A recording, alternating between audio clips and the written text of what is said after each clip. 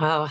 PR crises, what I have found in my time in nonprofits is that um, many times the crises that happen on an ongoing basis inside the organization, which, let's be honest, happen a lot in this sector, those don't get the notice of things that you would call a PR crisis, because that's when the board notices and that's when the donors notice. So for me, a PR crisis describes things that happen where it's outside the walls of the organization. It's sometimes like problems with a big donation, problems with someone quitting, some other kind of crisis. So PR to me is that's where I've spent most of my career, is managing the PR crises. So I would say it's the area where the board and stakeholders in the community are going to hear and notice what's happened. And you need someone to help you manage through that crisis who has dealt with PR in the background.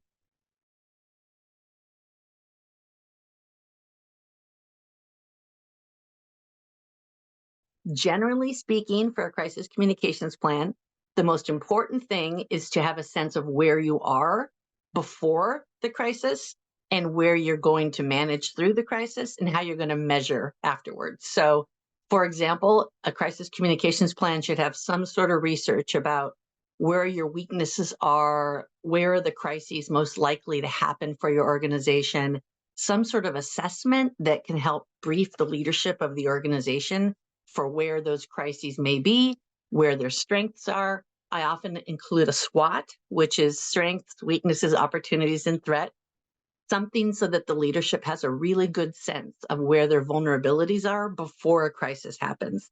Then the plan itself gives you all the ideas of who your key stakeholders are, what is the social media plan, what kind of media relations you'll do, all of those basics. But critically, at the end, you have to measure how you did after the crisis happens. So that's usually some sort of plan for polling or research.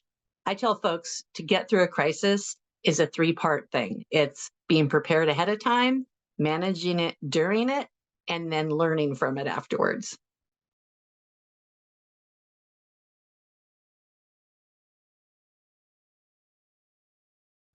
I think the biggest mistake, and I have to say I get a little passionate about this. The biggest mistake is I wish I could help nonprofits stop being so defensive.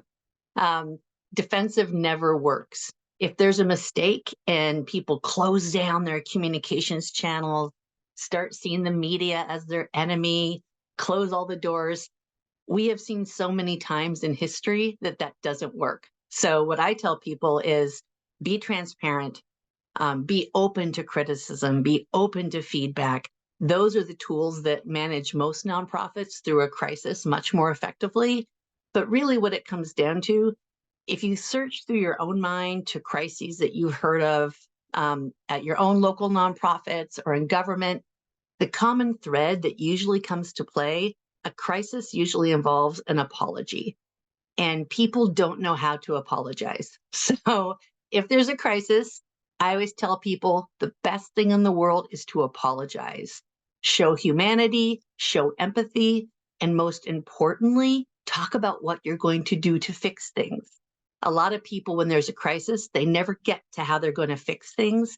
That's a critical need for most people, let alone donors and followers.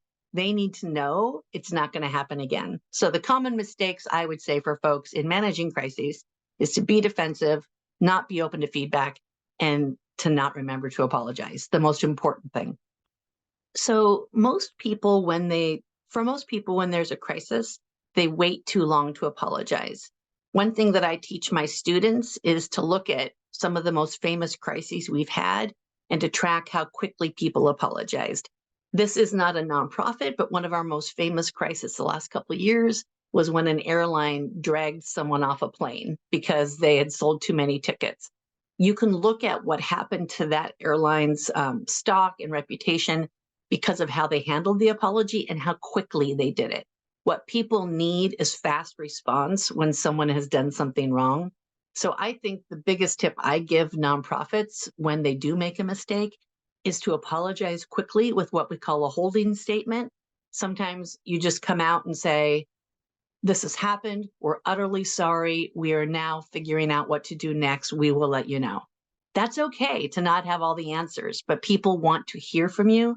So the biggest mistake I would say for most nonprofits is to not act quickly enough.